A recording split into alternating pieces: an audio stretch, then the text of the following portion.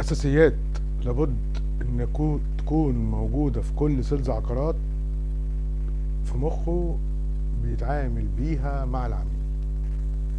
العميل بتاعه بيشتري عقار سكني، فأنت أصلا ساكن فين؟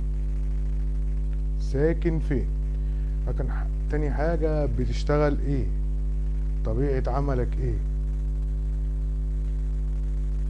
تالت حاجة هدف الشراء ايه؟ انت بتشتري علشان تسكن او بتشتري علشان تستمتع، بتشتري علشان تستثمر؟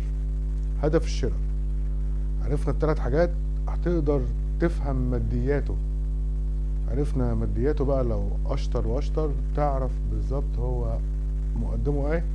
لو انت مثلا بتبيع شقة بالقسط، فلابد ان المقدم ده يكون اوريدي موجود مع العميل، مش لسه هيستلف. فانت اساسيات